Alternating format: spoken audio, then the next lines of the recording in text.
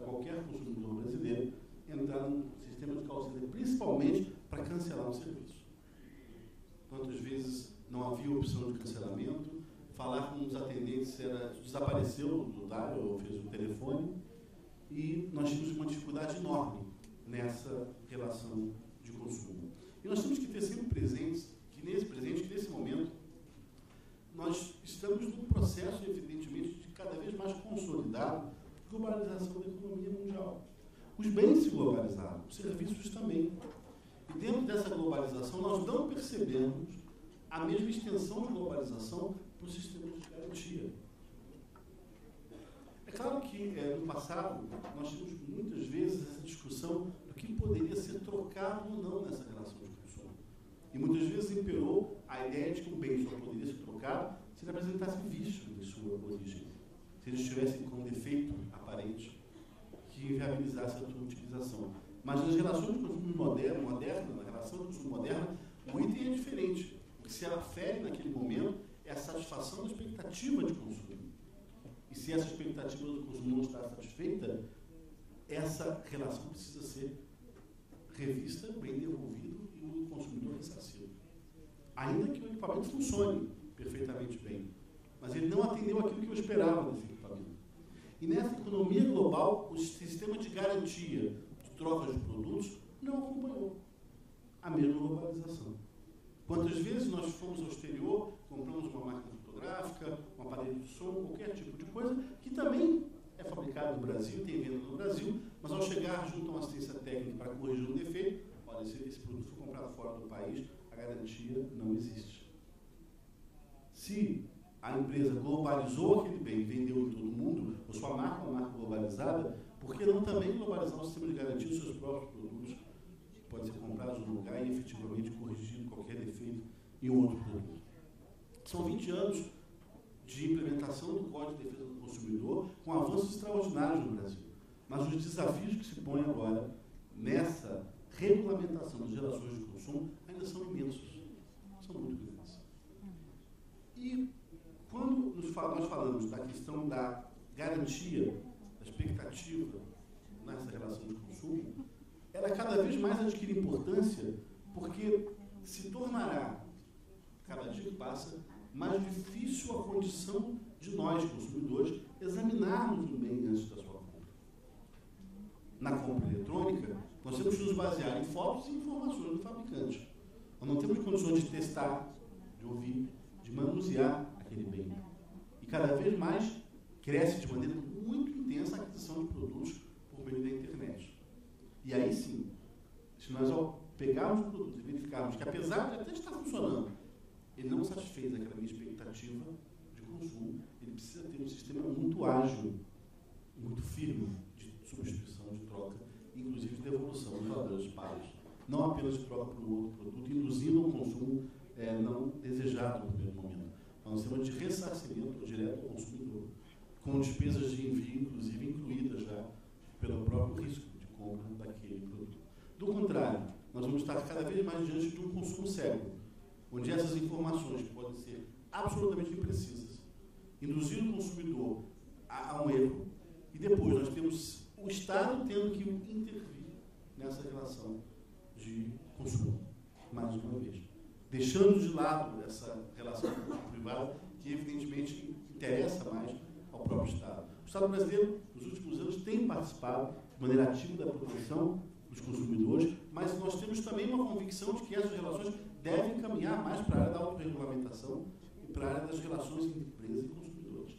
com cada vez menos intervenção do Estado. Mas ainda não temos a maturidade de uma relação de consumo que permita ao Estado se desonerar dessa função.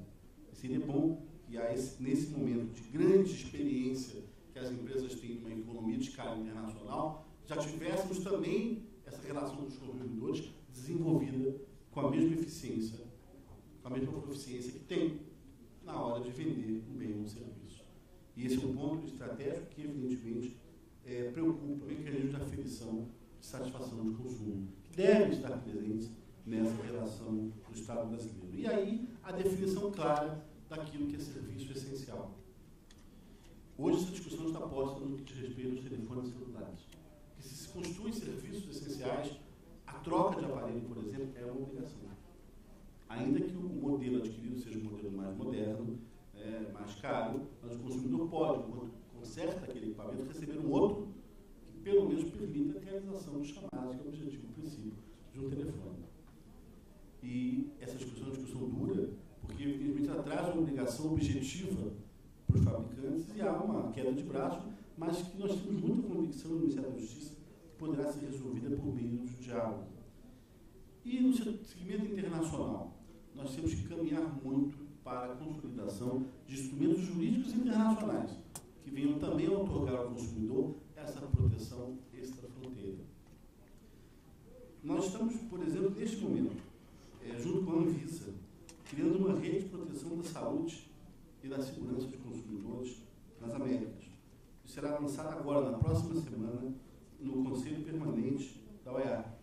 Ou seja, a proposta brasileira de construção dessa rede de proteção à saúde e segurança dos consumidores. Porque muitas vezes o que podemos estar comprando, importando no país, pode causar risco à própria saúde e acontece muitas vezes com relação a produtos alimentícios, com relação a medicamentos, ainda que de venda livre, e outros produtos que podem colocar em risco a saúde dos nossos consumidores, e aí o ideal é termos uma lei, ou pelo menos um sistema americano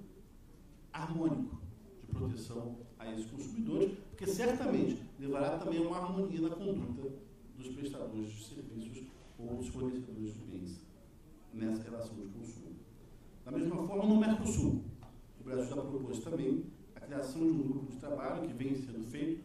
para, inclusive, preparar as relações de consumo durante os eventos esportivos que vamos ter no Brasil, do Mundial de Futebol, das Olimpíadas, onde há uma série de licenças para réplica de produtos, há uma série de produtos licenciados pela FIFA, pelo Comitê Olímpico Internacional e por outras empresas que detêm esses direitos e que não podem simplesmente ser objeto de uma pirataria indiscriminada no nosso país e venda sem qualquer outro tipo de critério. Isso nós estamos pactuando com o Paraguai, com o Uruguai, também com países vizinhos, mecanismos de proteção a esses produtos, ou seja, o que empreenderia ou que significaria um combate direto à pirataria. No plano normativo internacional também, há um projeto de convenção, que é o projeto Lima Marques, para o hemisfério, com a Argentina, Paraguai e El Salvador, proposto pelo Brasil, que traz também mecanismos de proteção aos consumidores na área hemisférica, e com a previsão sempre de divergência de legislações entre os países, a aplicação da lei mais favorável ao consumidor possível, dentro de todo esse sistema das Américas. No plano interno também, o Ministério da Justiça já tem essa rede SINDEC, que é uma rede interligada com 165 municípios brasileiros, que vem fornecendo cada vez mais informações que, no fundo, são informações de reclamações individuais da relação de consumo, mas que se traduzem como sinais de segmentos com problema junto aos consumidores brasileiros e permite a construção de uma política pública a partir dessas reclamações. Nós lançamos, por exemplo, todos os anos um instrumento que é polêmico, professor, e tem dado alguma preocupação às empresas, mas que o Ministério insiste em lançar, não como um mecanismo crítico, mas como um mecanismo de busca de atenção maior por um problema que vem sendo quantificado nesse contato dos consumidores com os PROCONs, que é o cadastro de reclamações fundamentadas. Todos os anos o Ministério pega todas aquelas reclamações dos consumidores no Brasil, as reclamações são fundamentadas e edita o cadastro fazendo um ranking dos segmentos e até mesmo das empresas que têm mais incidência dessas reclamações. No primeiro momento pode parecer claro que as empresas que têm uma escala muito grande de produção, de consumo, poderiam estar atingidas por esse percentual. Nós usamos justamente um percentual também para aferir a incidência desse consumo de massa e outros mecanismos que podem efetivamente nos dar um quadro mais preciso. E nos últimos anos, a frequência nesta lista vem sendo muito frequente do setor bancário e do setor de telefonia celular. Mais uma vez, cartão de crédito e telefones celulares, tanto com relação aos aparelhos quanto com relação ao serviço. O tema da falsificação também preocupa o Brasil, porque dentro dessa relação de consumo, a tentativa de iludir o consumidor com um produto supostamente de determinada empresa leva a um desastre nessa relação de consumo, que desgasta a imagem da empresa, faz o consumidor procurar o PROCON para defesa de um direito que ele não tem, porque aquele produto não é um produto original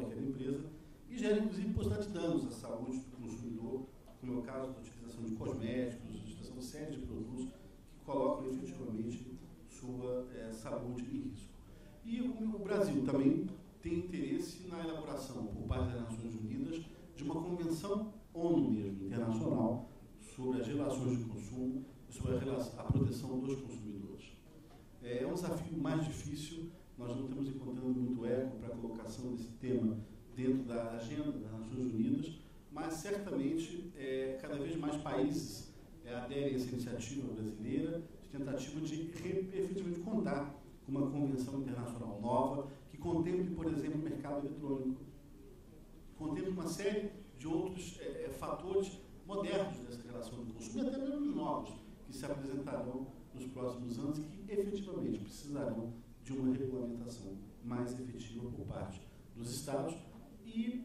de uma sensibilidade mais acurada por parte das empresas com relação à prestação desse serviço ou fornecimento desses bens. É claro que o objetivo de tudo isso é permitir um mercado sadio, um mercado onde a competição se faça pelo diferencial positivo, não pelo diferencial negativo de produtos, mas ao mesmo tempo tentando outorgar a proteção dos novos consumidores e elevando essa relação a ponto de que ela no futuro